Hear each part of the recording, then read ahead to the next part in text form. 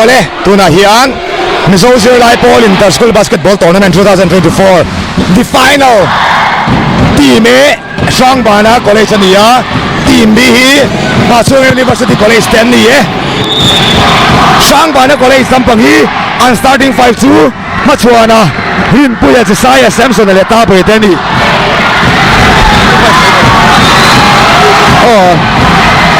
Besafa te hi Bachunga atang imisanga Emanuela Zepka Fedile ma first 5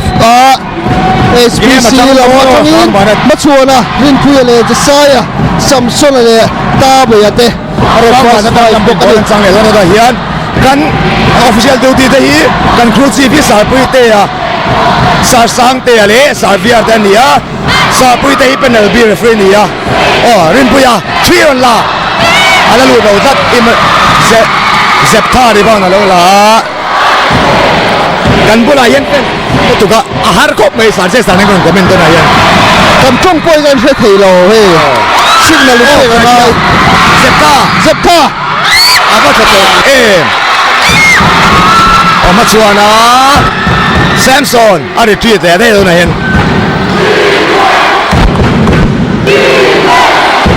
Josiah hand off le ta boya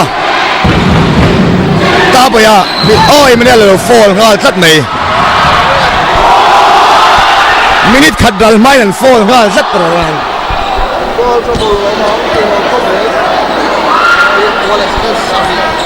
sai da nia machuana bol la suggest chak tu riat ava harve chak tu ra so first machuana Sang ba na playing basket aron le nala le upload na lutok an fake pass mo fake zo ma SBC few element chale dore Rin Puya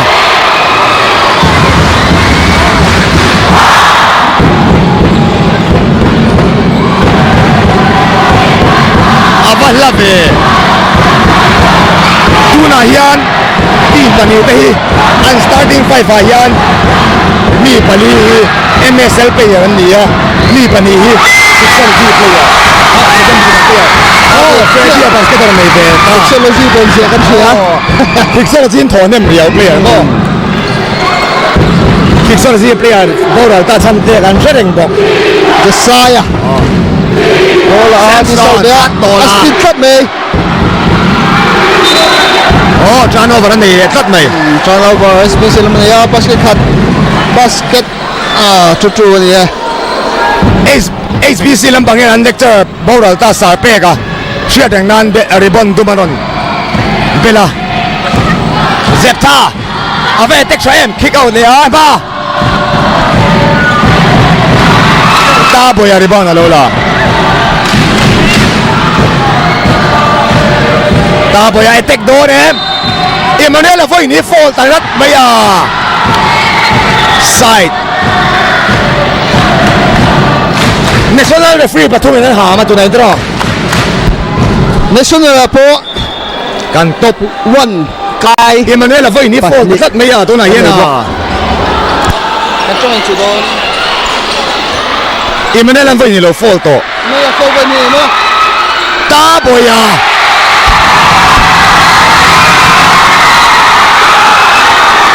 sang sa rong khal phaya abon BCA player sang sa ga basketball me ya Emmanuel fall vai ni nei choin first quarter ni tha ta chon a boy chang be me sai tran moi le tuk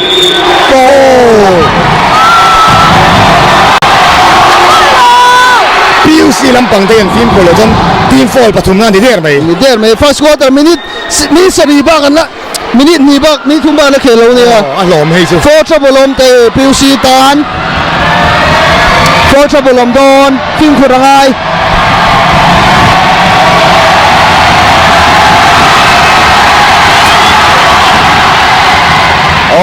Josiah va thole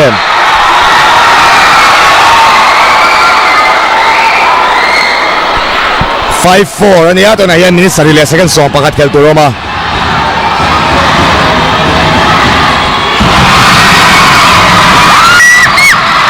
Zepta sa sang 4-3 ana lu lo oh rebound ana la ta boya oh SB Samthang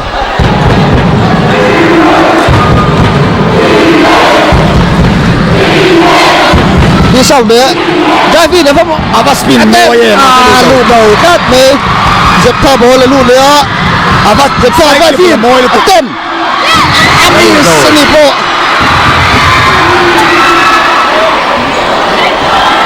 kan the free te an theo neo lo tak sakani oh last touch you see look out Kixology player banin su top team on te lo lên rồi anh ép nè nè quả đồ phong nghe lâu áp đồ na bên out no kada khel do nei super pop me ni clap to anh in nghe lâu Satete le Sarafel và trong em anh ni pani BC head coach assistant coach đó mi to này nè mo MSL champion to về coach anh này đó này yan rin puya ava tek huai về ava le ram little finger roll 7-4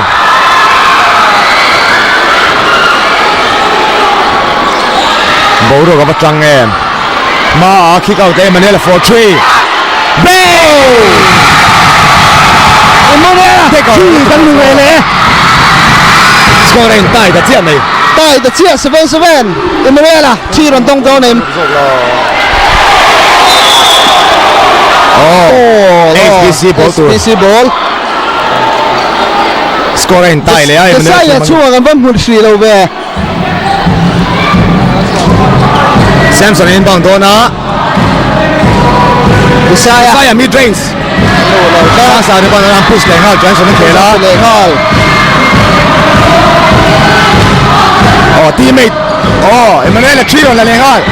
mo ne avan teu le Isaiah ni bana chal le to ve sa ve na ai tension out na sal tu ka commentator da boy kan combination chat lo pal chon mi thiam don ya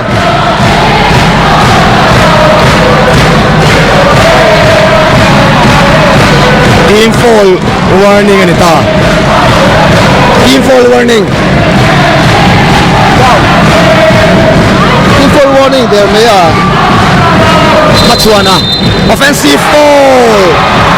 elbow mang ta ni offensive fall avoid don ve Matsuana an dek do elbow lo mang do ni replay alanga avoid ve ui thế me Emmanuel sang Zepta ma attack chave kick out there sang ma har to ka cho defense try mani defense không lẽ mấy tụi nó có tiếng đấy là nền xuống inside ta chân sang ai apamo San replay player MSL Emmanuel and press ngala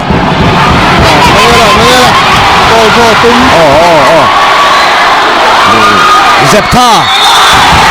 lom le Samson fall 9-7 dia lên liền ta khuan wow alo pal ni mo pal ni kha Samson atro Samson pal zeu Samson personal fall pakat na Zepta sang mid range tangin avateu rin puya Matsuana an vain chau tlang don Samson rin puya ava tek cha ava bon kha chu tikan 11-7 in ta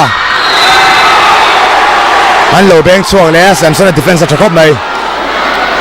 an ti me lo tu na hian mo ti me lo thì thay nên trăng tụi nó hiếm nó ava cross cha ve kan over lom le ta boya chak la tu double drive in โอ้ ta bây giờตัวเรา time out PUC นี่แหละตา time out ของโคตา มีทุ่มเลย second สมลีปังกันตัวโลมา time out ของโคตานี่ทุ่มเลย second สมลีปังเราว่า 13-7 HBC 30 PUC 7 SBC เราปังอันพูดเขาไม่ได้นะตัดจัวทีมโฟล์ไปลีทีมดทีมโฟล์วันหนึ่งอันนี้ครับ PUC ร่างบอลให้ไปหี PUC ลำปังเป็นเตสลากถึงมาไงโดนอันเม่งตัวร่างไงมันเวล่ะโฟล์ไปหีในตัวพวกนั้นจะอะไรโดน อาหัวนมครบ เรื่อง ไหน ไงโดนนี่เพื่อช่วยดันชาดุนพวกไม่เสียตัวซองกับจักรโง่ฟันสตาร์จุกันงาไม่เสียเฮ้ยเขาเล่นตัวรักกันเล่งเราจริงด้วยจุกันนี่ คอมเมนเตอร์ตอนพวกคอมเมนต์ให้เราเส้นสินมินหัวเล็ก ผมไม่ได้ตัวริกันปนีกันจงเป็นเชลว่าเป็นกันอยู่ว่ากันผู้ใด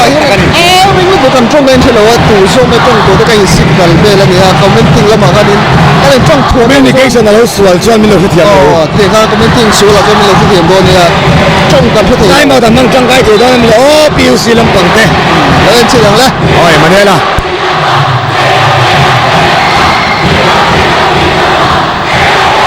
แมนทูแมนมังอ่ะ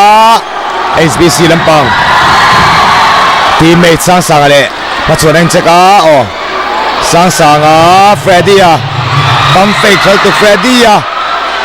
อาวันชัดเตลโอ้ไอ้ชัวมาเนี่ยแล้วมาชวนอ่ะ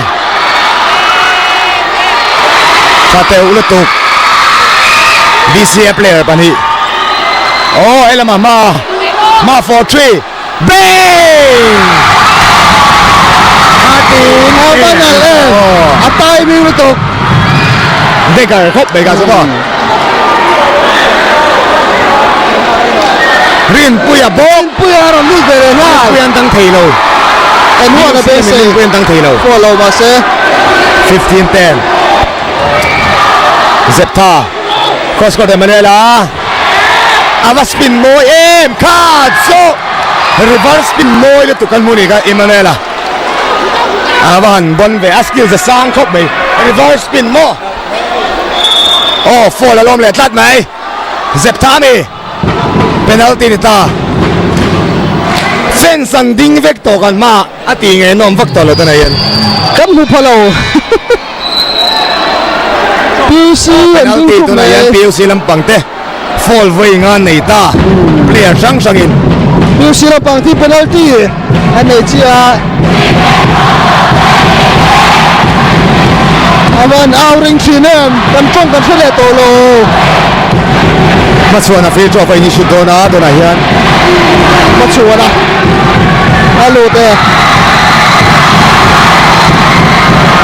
16-12 มิลลิเมตร มาชัวนะไปขนาดนี้มาชัวนะไปฮัลโหลเลยมาเต้ 17-12 โมเอ็ม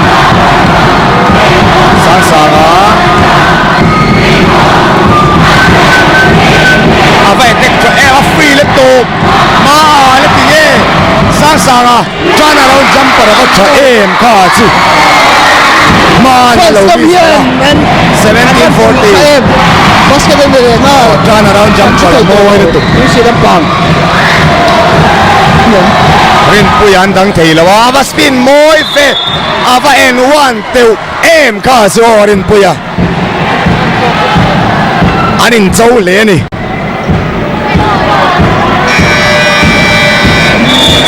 Moria saron lu to na maron thak do no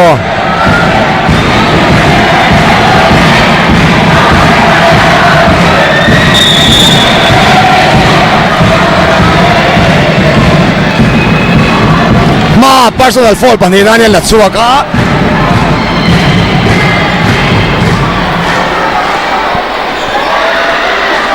fence lampang yan Gordon này đều lek atle man film Gordon chu nga yang referee te om na tur om to lo space om to lo full house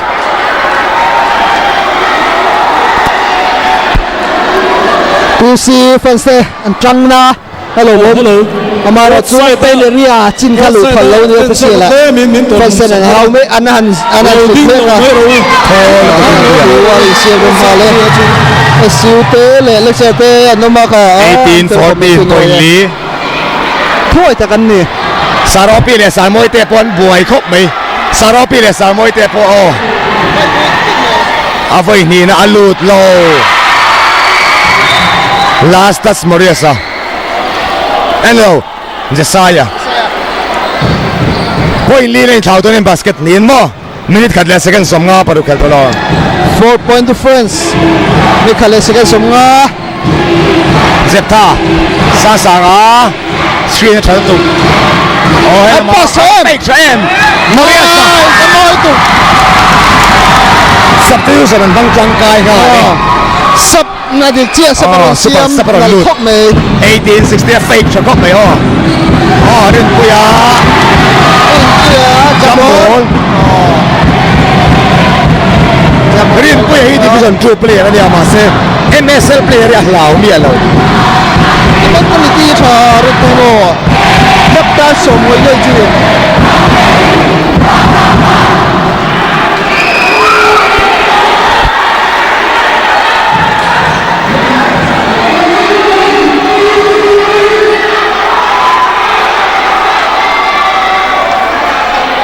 Anin bang dona ta boya Aswana Samson Avat la Avat teu bank shot Sang sang ari bon na nem to khop mai Cross shot tok Oi lama Freddy ya and one PUC lam tong te an voi khat na nan li theng an dona free throw a sina Freddy akan dia Freddy akan dia squatter lania PUC lam tong te an lo sar sara tu na hian Freddy an free throw lu tan li ve to don chiaไปขนาด final Emmanuel ale zep than la chua ka som pu ale no ma man la lu ta lu ta ni ว่าสมบูรณ์นี่เข้ามาเลยตัวนั้นเลยอันนั้น score lane ได้ ไม่คันเลยสเกนสบุก มาสวนาตาบอยาอาวัสกูเบลตเม มาอุ้ยองเวอลูกมาเลเซีย ตาบอยาโอเวอร์เพลย์โลตัด อมตัดเลยสกูเบลย์น่ะเตะครบไหม หลุดที่ละโฟล์สิถ้าหลุดได้ฝาก โอเวอร์เพลย์ทีนะทูโลโมฮะคโมสอมปุยานะจินะนี่มันนับภาษาอังกฤษตัวไอ้ละมาโลมาอันก็คอนฟีโลเฟเดโกดสอมปุยเลยโลมาหนุ่มคอนฟีเจียโลอันบอลป้าสันนัดจู่หลง Final pressure to asang de wani yang ben sa trainer look up anon pass na de ulek นักเตะตาบอยอลูเลยว่าโฟล์สิ and one อันชเว wow 2018 avan try matsuana ตายโฉโดนเนี่ยหลังได้โฟล์ในวันเป็นเทรดชาเลตโตประกาศลงมา an lead le ta HBC PUC lampang den om deuh char to na hian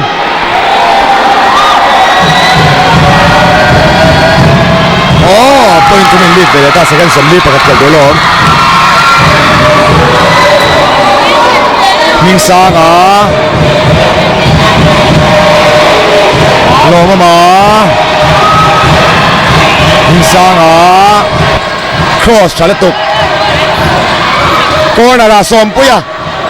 ai ball tat mai som puya ala lum lo niang อันนั้นลุ่มเลยด้วยได้ไหมสุดที่ 21-18อันนี้second som panga มังสวิรัติในโม่ 4ล้อมเลยตา penalty ที่ฟุตโชอันมันเลยโดนเลย PUC ลำปังเตะอัน frustrate เดี๋ยวมีเลยfirst quarter ละ4เลยตั้มมาpenalty ตัว ถ้าควอเตอร์ไปโดนเอ็มตัวน่าโฟร์ทรัพย์เลยในที่ first quarter เฮียน มาส่วนจังไกเลย22-18 โฟลปารีดเวลอมตัวอันลูดเลียเฟนดีลุตุกคาซิมานี่ครีมสันเฟสาคารอันจักโตแล้วว่าจักเรานั่นตุ้มโล Apa steal coba Samsona. Alu lo ko yung de Samsona. Awi ko Samsona ka second cut. Ani lo 0.1. ให้ซูบาสเกตยังไงน้ำตัวเรา Basket ngay nam to lo. So,ที่คอนมิโซซิลไลโพลอินเตอร์สคูลอินเตอร์คอลเลจบาสเกตบอลทัวร์นาเมนต์2024 Final First Quarter HBC 23ปัจจุบันคอลเลจ80นั่นนี่เร็วเตะกันโซแล้วก็รอนเล็ดเลยฟัดตัง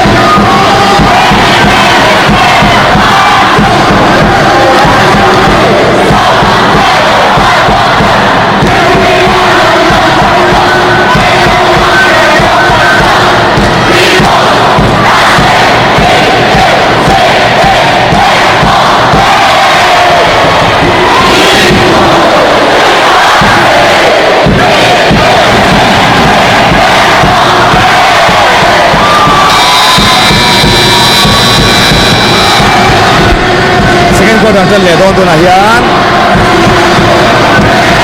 เอาไปเรื่อยๆคุยเล่นกันจ้องกันทั้งตัวฮัลโหลไหนยัน Hello. Kha. กันโดน Hello. นี่ไม่ยังตก Hello. Wait. Hello. Hello.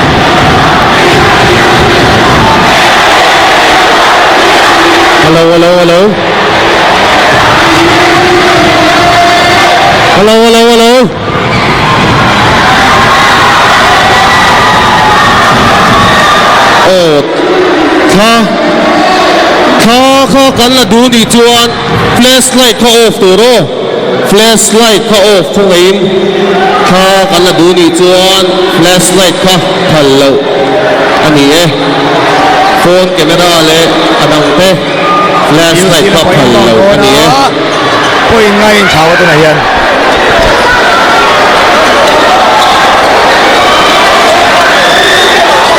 สางอะไรลูกโลโอ้โมเรียซากีฟับดูโลนะอันโหลดถึงปุยอาเบงชัวร์ครับอาเบงเตอร์ si do. Sa sa nga ban be uyom thin de. นายต่อสู้ต่อ Ai to sia ka mi de sa tin. Alu be de si kha dia. เซ็กท่าสางเซ็กท่า Cha ga ben he ba. สางโคนนะครับ Zep ta. เบ้อันนั้นโหข้ากันโห Zep ta be nga le chip nga ga ro be se to. Password ha ga be se de to. โอ้สันชนะ Samsung ke be. Samsung cha le lo ta. สางเอเมเนลอับันไดรฟ์เอ็มว้าวอับปุยเวกาโซ Manuela. up and under ปุยลุกขโมย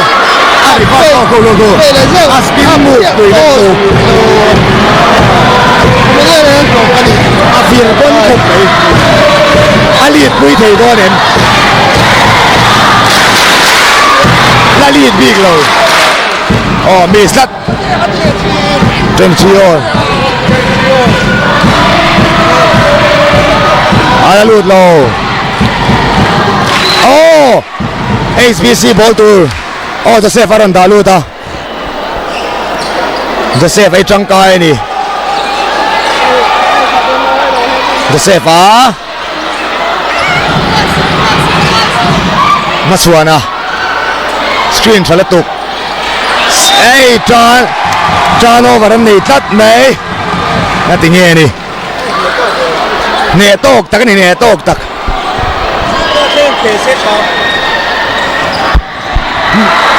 สาง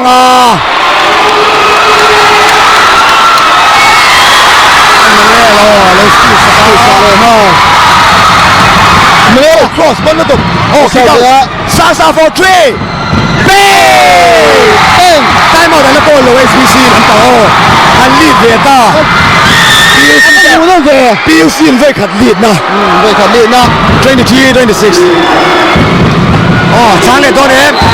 Emmanuel Steve khal tu Emmanuel là bắt trăng ta về. Emmanuel assist Jacob dai tu na Sẽ po phone người chi rồi mới ta. này to Người phone này to. Matsuana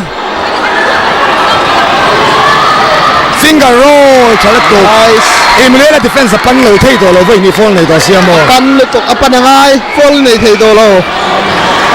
a defense pan lo thei to lo Zepta for 3 Zepta. ana lu lo Freddy Chin back.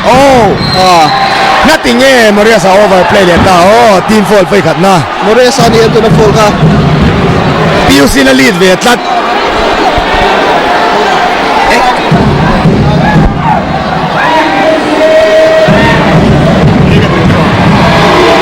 Matsuana Samson Matsuana Rin Puya Matsuana for 3 Taker Ava Puye ai lead to pop Ava Chao Chave. tu la tu Ano shooting a floor ki. Nice. Sama problem. 28-26 Zepta Sasanga Zepta Emmanuel Zepta Sasanga free แล้วตกfake ta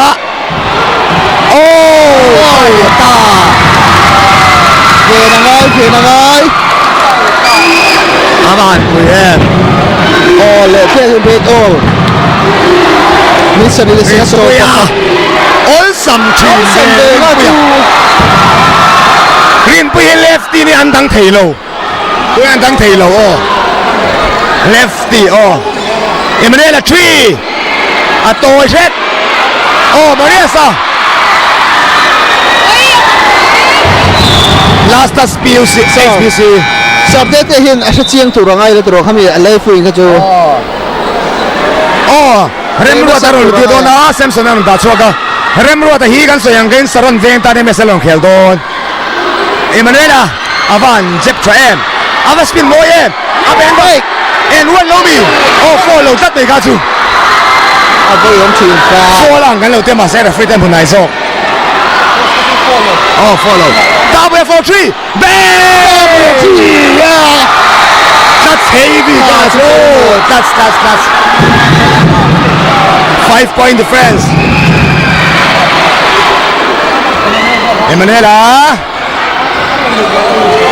Emmanuel Sasanga hot hand Sasanga Emmanuel floater smooth smooth Smooth de ha jo. Tok lu tok. 33-30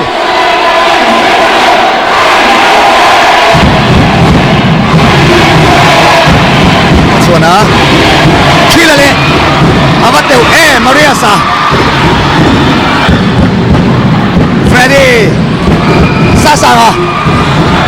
Cross Saltok Api Harashet Marias Sasanga Zepta One fake pass Freddy 3 la air ball fall pushing fall mani remember that fall Abo lu tu chia. la fall am tu sa pui te hi Abo lu chia Three sa na- pu ma chiang. Abo chiang ali. 3-3 world tour ate polo ham to ni mo hai dar bata Ham dei to sa pu te na mu chiang. maro lu to na orin peso thol to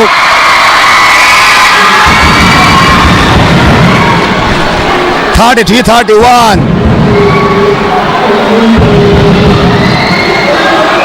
Alu daw rin puya ding changta rem ruata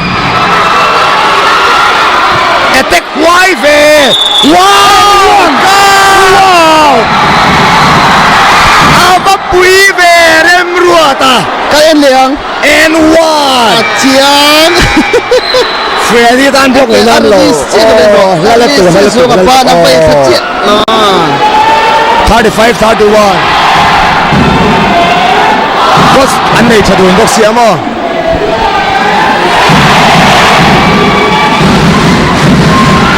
offensive rebound la ta boya ala lut lo ma Misaga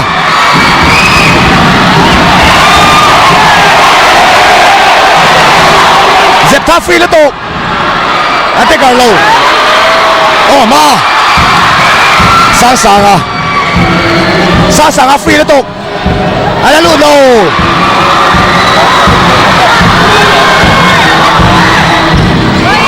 Zepta rebound lo la apa mo ye ta boya fall lom that side dribble ai again apal kha chu en ne lo ang kha chu en ne lo Zepta side dribble ko bol la to khasi ko mo ki a khai lom kha chu fall ani e team fall pathum na khai HBC zo ta boya khai zo kha chu ta boya fall pakat na Zepta side dribble ka rang la tuk Emanuela angam don em swing ngai lo tia oh ki ki ka da Zepta and still cut me nothing is Zepta oh time out HBC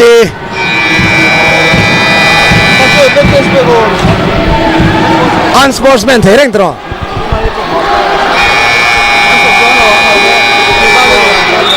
Amaro chu tuna khan mo unsportsman hey kan referee ta ne kan throw ba unsportsman pek thelo na chu ala clear pa ta tuk lo no ni khate nga ta kan example a chono ma se mo sar ala clear pa chia lo de wat ala man defender pa ni lo ma mo referee ta just mana try kan referee de an ham to throw de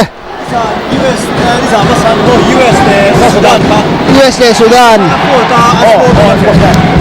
kha kha FIBA rules ho ni la tro ta kha kha ti kha an sportsman an pe de vale time out nga lo ang ho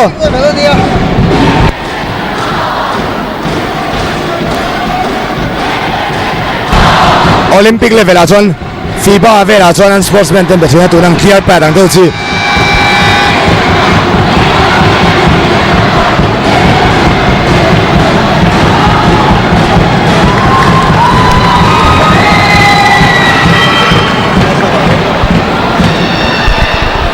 Zepta personal foul pathum na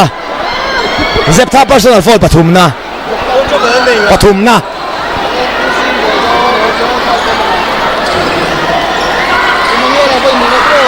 oh Decker ava puyem ta boya ta boya ve ngai don PC for trouble an de yang ti lam he me ya Emanuela chengam don em spin moi le tok ava olon lo avan moi em kha chu spin moi le tuk dang ngai nam lo oh Emanuel hen boli alak nem ngam chuan ka thiam lo mo ma chua kick out le are mo da mas floater ava smooth tok em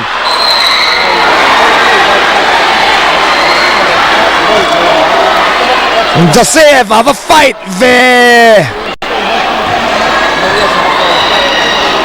Maria Salo fola. team fall ve le na PC warning le der to me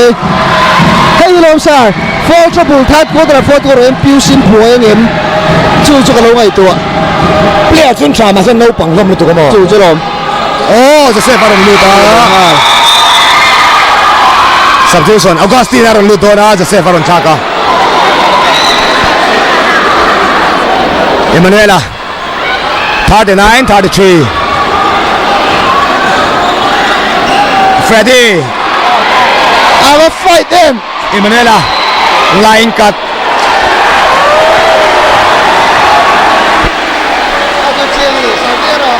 anh này em này anh này liên tục Xavier aquí lo no que anh một chia lâu thế đâu đi chết đi nè thế mà trăng này các mùa đàn dân biểu sĩ làm bằng anh tụm đàn nên ông khéo lâu thế rồi อันบวยเดี๋ยวอันลีดดอกบ็อกซี่ลอนเทรลบ็อกซี่โมอันเราแชมเปี้ยนโซนโซเวบ็อกซี่มาชวนนะอาไปเต็กทรเอ็มอีซี่ อาวัชเอ็มมาชวนนะ 41-33 โอ้ลาลุดปุ๊บเลย point เรียกที่ข่าวตา 8 point difference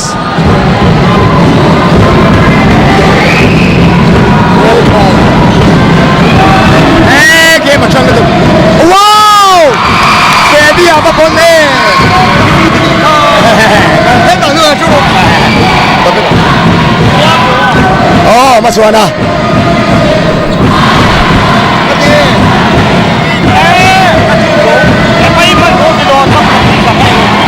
มาชวนนะอาสตีลตาเอเมเนล่ามันจัดโมเนล่า อาไปอีก โมเนต้าว่า difference เล่นกูยา สักไหน ทับ41-37ตัวนั้น MSU ลำบากช่วยตัวเลยสารบสปอร์ตเพ่งอ่ะ step back โอ้รีเริ่มรู้ว่า4-3อันนั้นรู้แล้วมาเรียสามาสาอ่ะสาโอ้ยังไม่ได้ลันส่งอะไรเดี๋ยวไม่ถือพิวซีลำบังเต้เอาไป try it passing ว้าวได้มาโกลโดนโลมี อาบันปาสทเบคาจู 43-39 น่าสิบถูกหรือเปล่า 41-39ก็หูลมเอ็ม sarap siya po ka zona kan zona yan sarap stun ko na iskemi ma kan zona ti yan มากันส่งเขาไม่อามูน้ำอันฟิสิกอลโตตาบอยแต่ฮีโมอาเปียนกูอามันฤดู an zona kay box ito พวกเองเนี่ย sasa nga Emanuela 4-3 Decker time out ko lang ay kadu time out ko lang ay abahan po Pilipin Veleta เรานี่เลยเจ้าโมเนล่าสุดที่ point sari PUC point sari kay Emanuela point draw ก่อน Emanuela point sari PUC ng show kay kay Ikat apapoy to ove เต็มเอาดี Lamelo ang gawin iPhone is range mo ไม่เคยเลยสิกสมอยู่ปทุมมาลง Emanuela celebrate yan kamo iPhone is range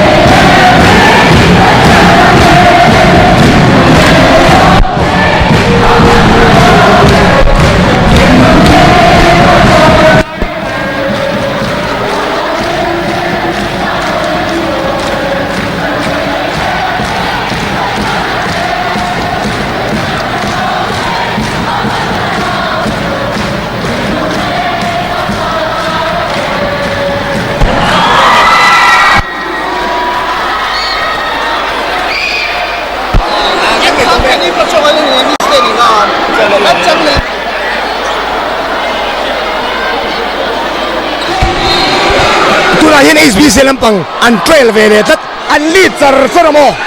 kay mo mang changga sa enang ole PJ ron dalutพี่เจรันลุด rin po ya ไม่เคยเลยสิกสมปงอฮัลโหล double 4-3 ala lut daw sa saya di ba na la versus out ใช่ก็ตีขัดตีหันหลังขัดตีอันเต็มเลยว่าตัวทีม rin po ya 4-3 ala lut low ma di ba na la train at sak na dum sasa nga Emanuel ang pele ngay may tay ma Emanuel 4-3 ala lut low an ban chịu bùi em rin bùi à hay là mà ta bùiที่ Freddy à bùi là phone này là ส่งทุ่มปะกัวก็หมูน้ำระเบิดเลย กันเดฟีตะปนไม่เงี้ยFreddy à lâu zen à lâu đen sao mà lo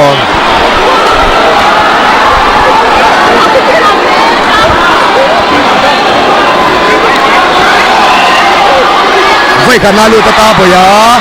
anh tay lệ ta score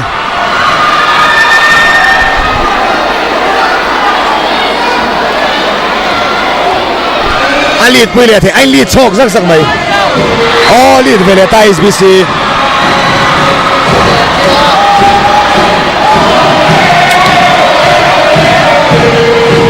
à tối มาดิบ้านนั่นเลยอ่ะโอ้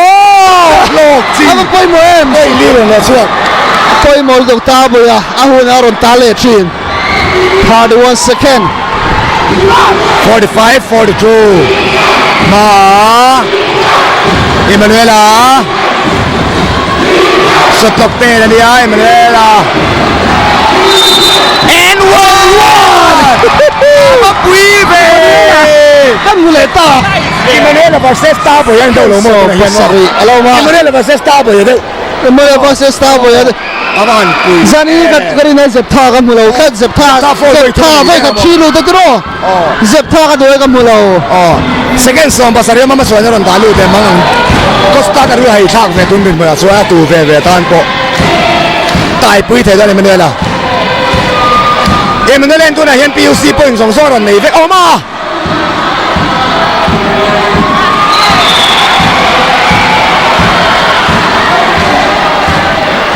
second song ปฐมออกมาช็อตล็อกเลยเกมล็อกอินเขานะจุด second นี้เชลโลสางไอ้มันเนี่ยนะมาสารบีโดนเองโอ้เอ็นเดียตีโดนสกรีนออกมาคิกเอาดาเฟรดี้ทรีเบรกสุดว้าวเฟรดี้อ่ะ avat timing em โอ้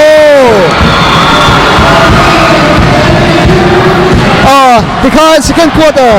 kan so chia 45 47 in pachu collection 47 45 in ma an shoya kan quarter chani sanin game mo dam poke fans kan ne cha PUC le Shabon college te hey kan pula an om khat na kan chong pokan chelo kan pani po hian kan signal le thina fans etina ke mani comment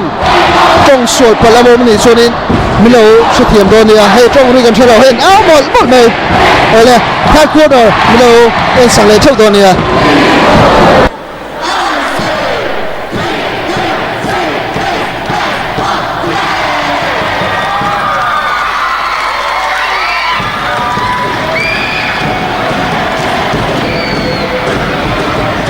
LPS Electronics IFB authorized distributor.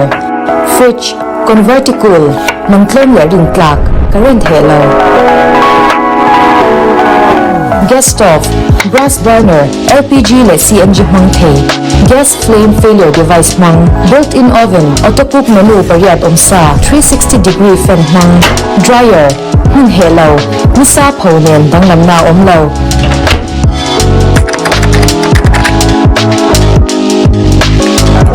Air conditioner, 7-stage air treatment filter. The work at Tiang Ling, room at Ivotsak Mbok. IFB, set yourself free. Home appliances tang po kan kolboke. Hendor at Tiang ang event hey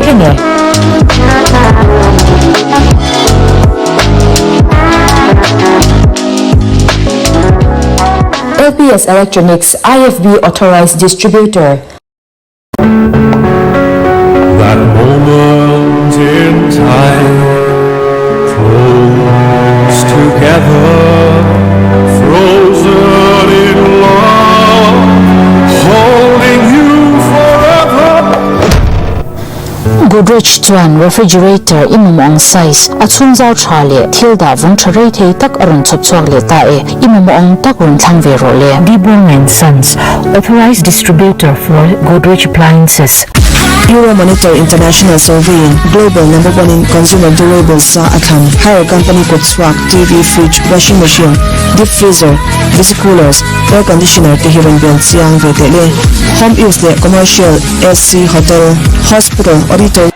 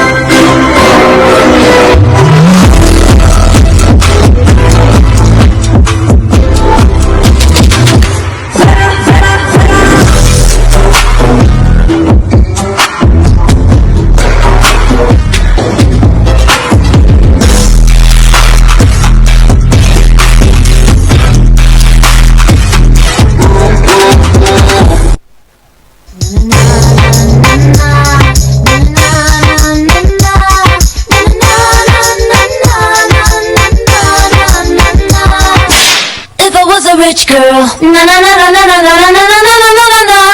Say I have all the money in the world if I was a wealthy girl. Come together all over the world, from the hood to Japan, Harajuku girls. What? It's all love. What? Give it up. What? What? Come together all over the world, from the hood to Japan, Harajuku girls. What? It's all love. What? Give it up. What?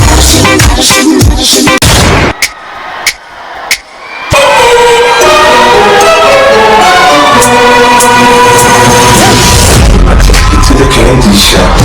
I just take the lollipop. But girl, don't you stop.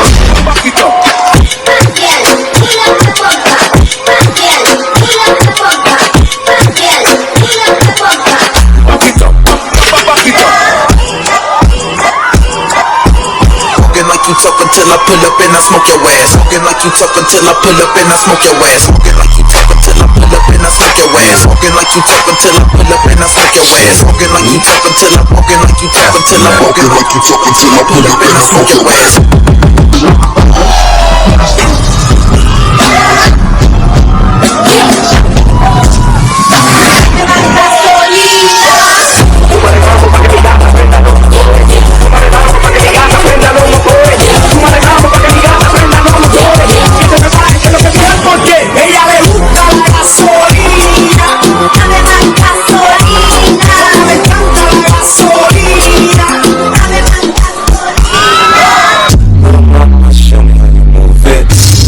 Put your back into it. Do your thing like it ain't nothing to it. Shake that ass, Can I shake that thing, bitch? And I better shake that thing, yeah.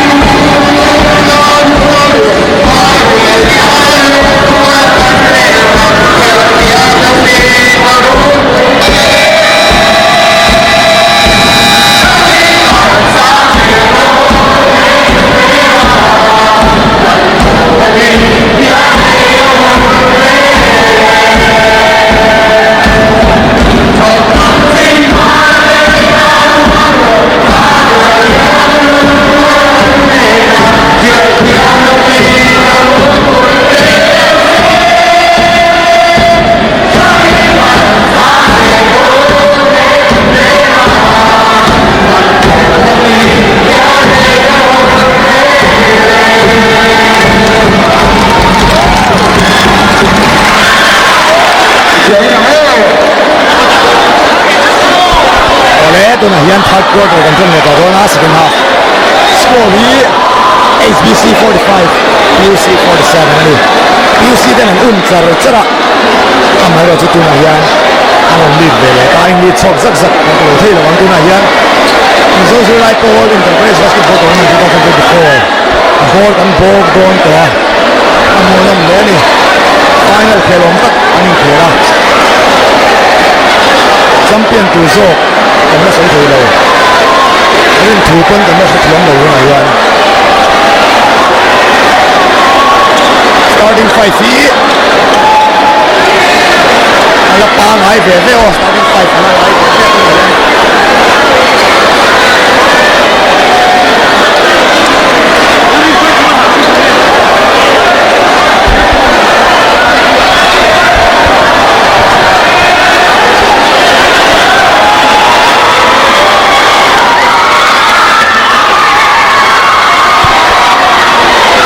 Samson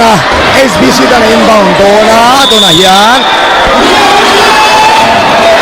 Ben still 1-1 tam tak zen che game chon leta easy basket on le kha kan tai be le chia ha chuan awan chang kai thin HBC tan Emmanuel Sanga Emmanuel Zepta forward chung rito Sanga Emmanuel looking for the saya dik chia ka chore fite shot clock 6 seconds siam towa the saya lo follow 14 and Zepta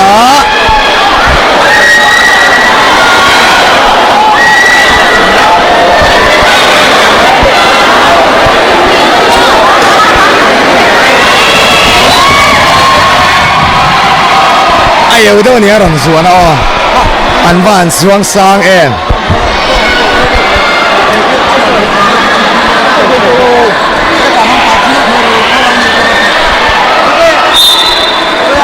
shot clock 9 seconds ani ya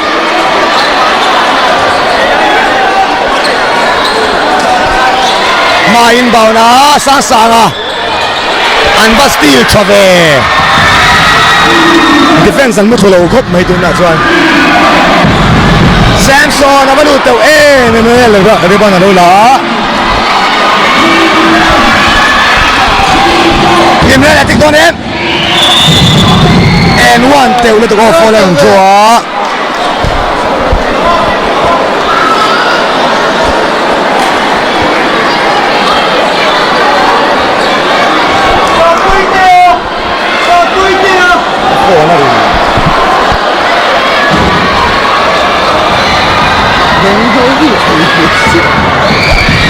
Emmanuel first voi khat na lut lawa Emmanuel voi khat la nei for 7 all Emmanuel voi ni alo de an li de ta de kan PUC lampang te lead veleta third quarter Jesiah cross court rin puya pasa Samson Emmanuel just Zepta hi fall an nei tam deuh lek to Jesiah smooth deuh lek tuk ma chang kai thei kop mai rebound min sanga Zepta le la lo tat under 21 MVP mo Zepta fake mid range sa train avalu to on bench ole sanga Emmanuela thiron la lut lo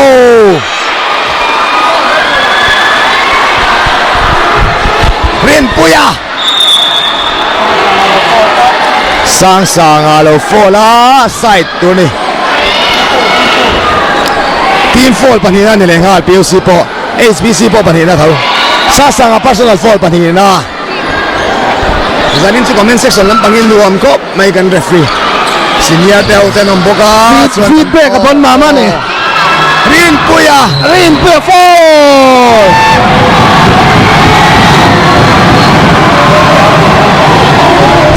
Sanga lo fall le tat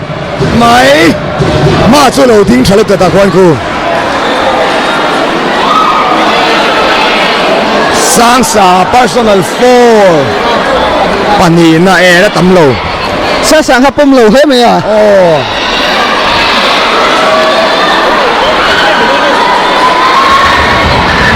Rin puya free throw pa ni shoot don tai le chia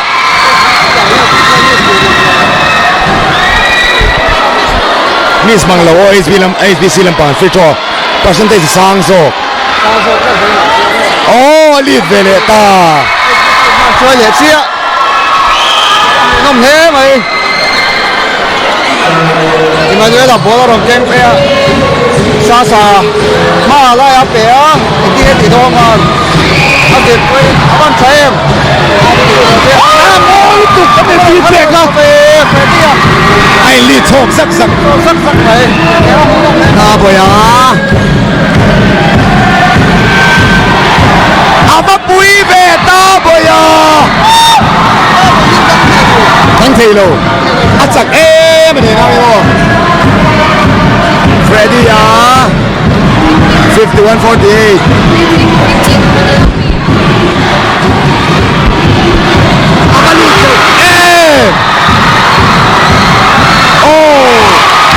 Avain to na Xavier defense.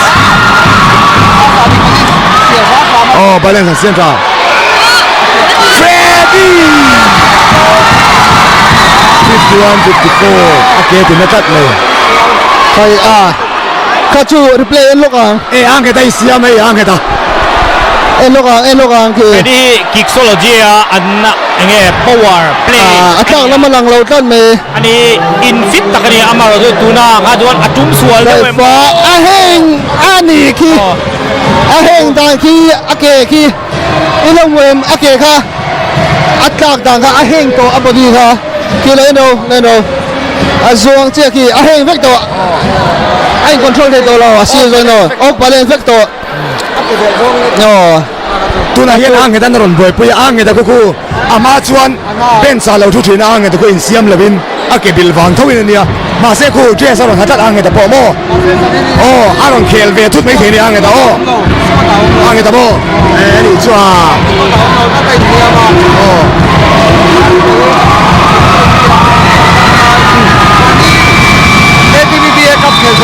season opening खेल होता है खाना है तो इंडिया में पिक्चर खेलते हैं ai nang ka khel serang chon ti gom ve ta ang hede tun MBBA sorry ADBBA season opening po ha Indiam wang hena khel lawa khel se kickology hi an champion ang champion lo game ti ka apoi mo ve tat chỉ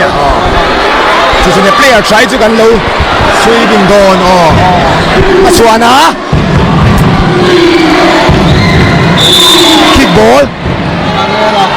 shot clock reset to rom low to na jon mo hai 17 seconds ania 51-52 Aswana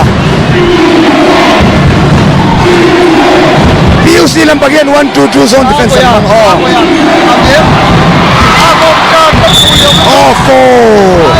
offensive rebound ka bo eno the ka na jesa an offensive rebound tu na hian follow draw chuak enge in ngai dan tun third quarter hian in apoi musang sang sok cha achak sok in the game thaka du soi bei the ni lo tat an ma ni pani team balance thave ve ne an dia chu bang chuan soi lok hi van harem ka ti ve tho antinan zep tha fall vai thu ban ya Emmanuel fall vai ni ne ya tro ta bo ele tu na jesa pon tu to driving ngam toang alo le jesa ya inbound nan la PUC sa sa rong khala zep tha pe sa sa nga bola le le Emmanuel sa sa nga set Emmanuel a drive ida ama thae Emmanuel a bo chi ne peinta ma chuanan bola la rin puya pele di rin puya ron driving de le ang bang thelo le la mai Emmanuel ha la le la min rin puya dang thelo tu na score 54-54 ani ai he to khop mai achak zok tu sia thiam la har khop mai fall line cut zok ani line cut traveling zok ani so Samson an rin puya ron pelea salam pangan da ola okay Jesiah chunga pea van trem HBC set play ga an halu to an set up khan halu to kha jo Samson avan petrave petrahop mai Samson a hi player mason all takania nasa jepta petrol ya Emmanuela van atlang solo tat step ani ha tuhan Taboya Afambola Jesiah Samson a corner 3 Alu wow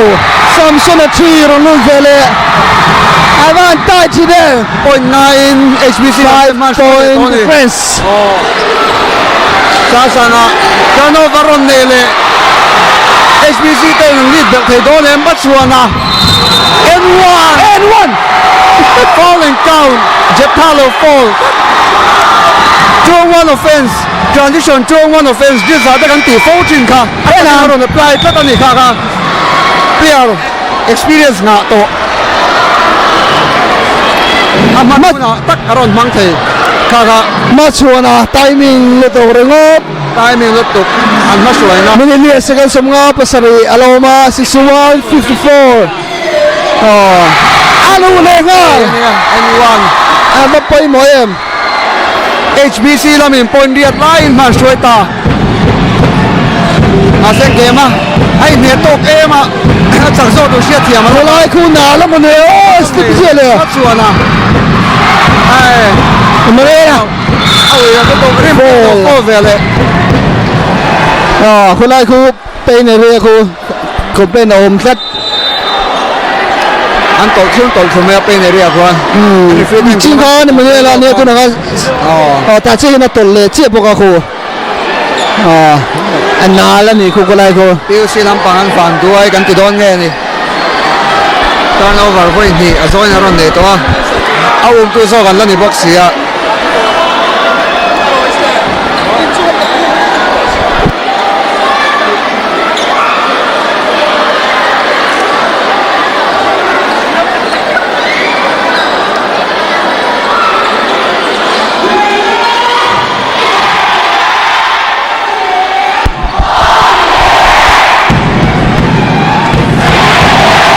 Tuna PUC coach Sar Afilale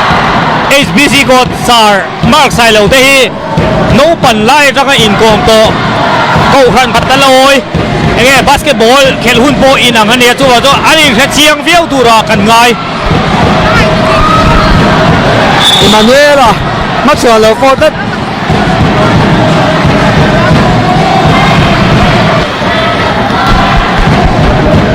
Maxwell personal foul Pathum man nei do ni personal foul Pathum foul nei thiang to si lo third quarter chau la ni a foul nei thiang to lo ni Maxwell tan Jesiah ding chalu to alo theng man tat Maria Sambo rebound ron vai choga HBC lambo to ra ni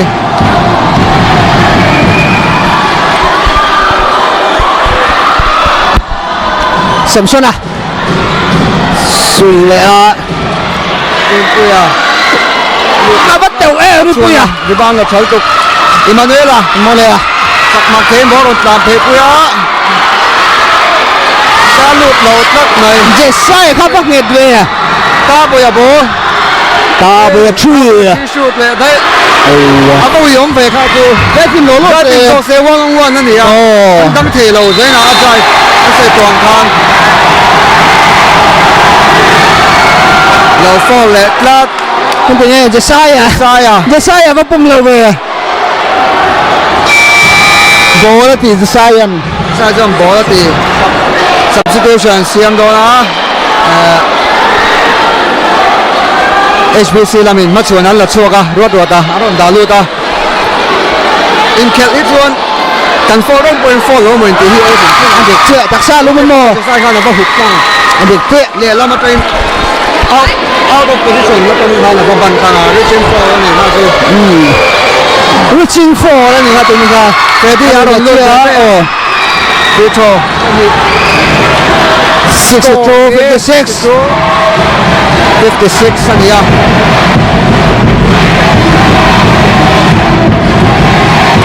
Atar zok tu siap tiang ala hal kan tiha rim puya 3 aron lu le top lai PUC la min am pakha the lo bakal ve an kal kat rim puya dang he lo rim amo lu tu rengot chale dang PUC tan Freddy apo ka pelet le Freddy ta boya deflect thalo to PUC ball shot box second ko ato ang to HBC laman defense tang theng Emanuela contact finish at thalo to kat Emanuela amas strong and fit this year ni off balance sung pon decorator to in basket le tek thea kampiak den thiam to an thiam he mai wow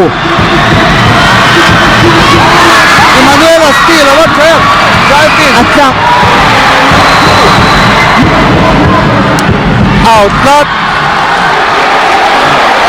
ruata aron script chalu to ma se ball and recover mine ke line kat lat ball ala tok box ya line kat ni tat khaju van ham chebe mu chiang le me bula ding bo saviera line kat PUC ball nia point sari line HBC man la suaya basket ni tau chu PUC lam hian an convert le langai kha ko tara zo main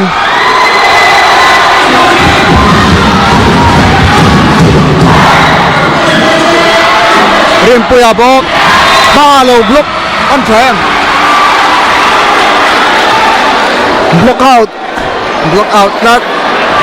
block chalu tuk lat kha jo ball kha che ball ani kha che ball Samson ta boya du tre ya lu aba timing chi le ta boya an fa le duai ze PUC am po thado mo kan ti to chi la 10 point defense point so line man straight to ni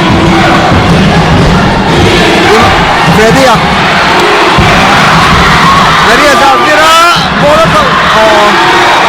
turnover miss pass and Samson a transition na convert ke do Samson PUC lamin time out alla har to ma mai mo ka dik chia ka lo ngai dan na chi ni chin khan time out a call do mo ka ti to turnover an na to box si PUC lo ha ka do na har to Ihatran HBC lam 10 points som panhil man suai to kha quarter mi khat le second som nga to khel tu rom to point som panhi ania ko tha su hu rom to khop mai HBC lam pang an phur le mai PUC lam an step on game aro step up angai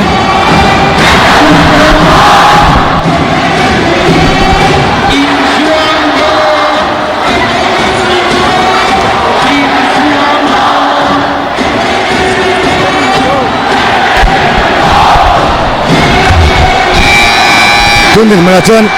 HBC game flow dik ria maya chuan PUC lampang hian frustrate do chian naga neya chu smooth do no khel chuan tunain the ball digital lead to PUC HBC lampang te pen som banin to chu vain to emal thin mang chang kai lem mang chang kai lo vai nei na thu be to viau mai thei tro na thu to viau mai thei hat ko dari apai mol tu mo Sharafe la hian ati suale mo ka ti tu ko ta po mo time out la harma amai ka nei thei o ko ni la ma se mo Kacu kai mani lo in gol tu kan sona ani cho lo ma se kalo ui pui ya la min an lead fal to box ya atal bo so kan la ni se ni na chiron la le a chilo lo tak PUC lam hian point ruk vel tala an close down man angai tum ko ta close bon ve wow kacu wa aba bon 72-58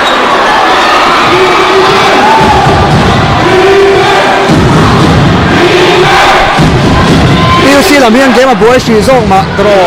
una shi zong boy shi ka HBC ang man tu pe jon nei mi lo yang khe shi an ni chu moi le tu ko mo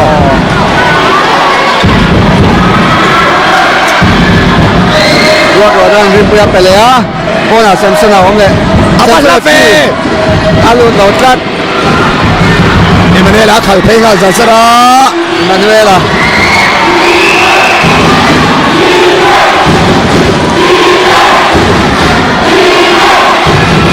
ready a ball pe ready a driving kick sa free mid range fade away la lu thei lo Emanuela fo le chong rom don apa defense of sa nga ko sele tela tuna Emanuela defend khamo ta boi kha se chiang he mai akal na tur ha se lo emati mai turin ta boi kan left bang ta se tro left mo slow stepping ko mam se Emanuela ka tang dai to to ni awi om le to ba sa bit lo chia chia ta ko ta khe zo chia ni a HBC ลำอิน72-58 in มันช่วยเมกะ point สมปลีไลน์ในถาวา fourth quarter อะ PUC ลำปังเตะอารมณ์เสียมชัดเลี้ยวสูงยังสักกันลัดตัวมันอีกชวน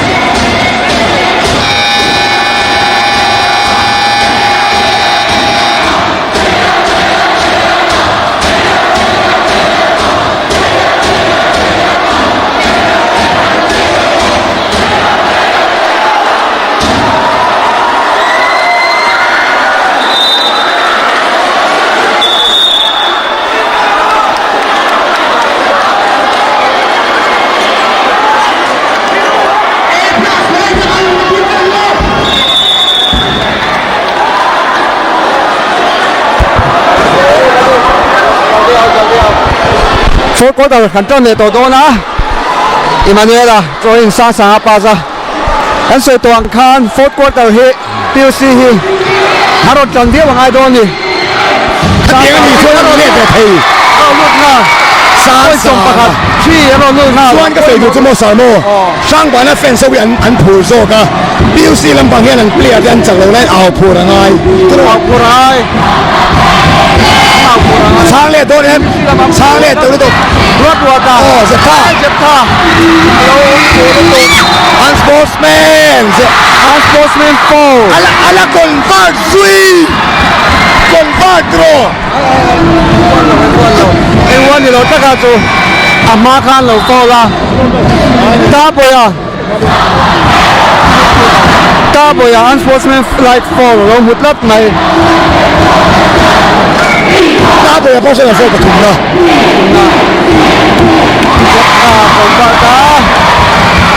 อันเสร็จตัวกันอันลับปดคาเทนี่อันลับปดคาเท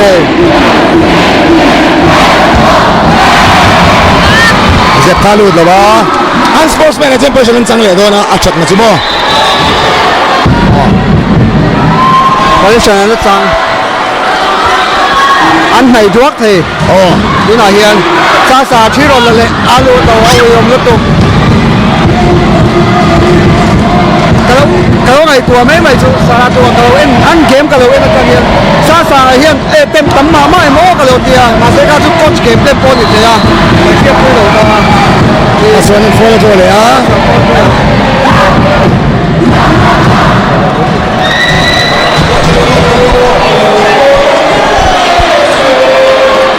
sa looking for 21 so Domingo sa Sang mana kalau sampai yang mo bola yang sembroh lalu tu kamu masuk na scorer game taker sini tiang amara su bola kalau kau cara lalu tu kamu up to the pokok beras kan konvert ini kan HBC dah malat cungin so na ni lah ya bola cene mah apa sangat dia kau nak konvert langku kau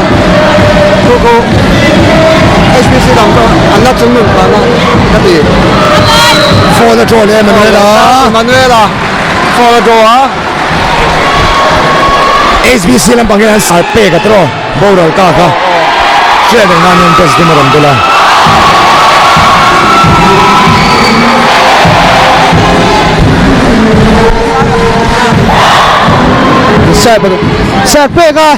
sarpe ka minion bets on pela final Champion Collection sarpe ka minion final sa Indian samantum sarpe ka minion oh kaka karon soy nun le fall foi thum ne yan tam ta ve tam ta khop mai game atang mo ko di fall tam fall pot anin kaya ko fast quarter na offensive ba na latat nei อันฮัสเซอร์กุด มา ไม่เอาอันไฟนาเลยแล้วเลยเซปท่าฟรีประตูอาโต้ย อาบวยองเบ จะนั่งจะเซปท่าหลังประตูแล้ววะอัฟรัสเตรดดูมีเลยโอ้เดี๋ยวว่าพีเอซีตาเราไปขัดกันแล้วพวกโมอันโปรทานะเชนส์อันโหลเบต้องพกสีนั่นนี่ทีมเปียโหลดโหลนี่ ก็เปรียบประตูอย่างนี้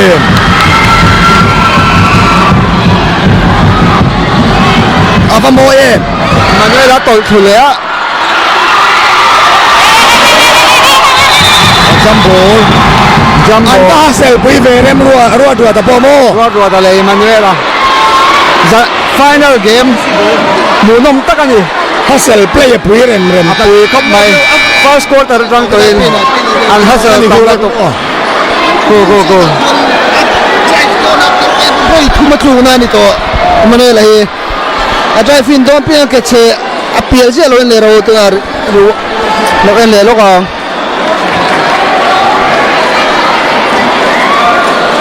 แต่เอ็นตัวนั้นSBC ball หรอรัวดัวดาฮัสเซลเพลย์ฉันตุกวานี่ค่ะ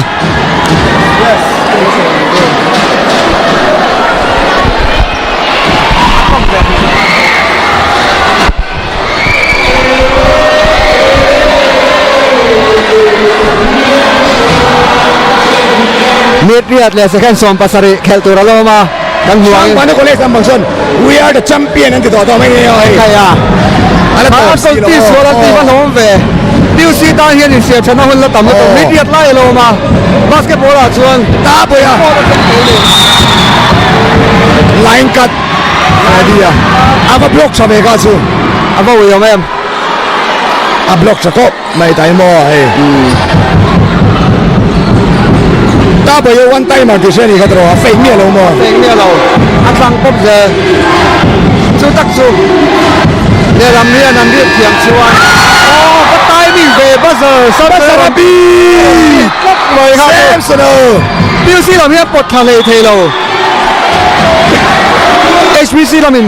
มันช่วยชื่นชมเสียแล้วนี่ไอ้ข่าวเสียแล้วเราก็ได้รอนเลยห้าบ็อกเสียอพอยต์ดิวซีเรามันโมสวย76-63โอ้ยสองประตูมิดสรีเลจันเวลมาโปรท่านหุ่นโจมอะไรโปรท่านเตะอาฟันลาเฟ่แบ็กทูแบ็กทีโอ้ยสมปรุกไล่เลยชีวิตมาช่วยเลยมาเฟกาเซเลโปรท่านละโปร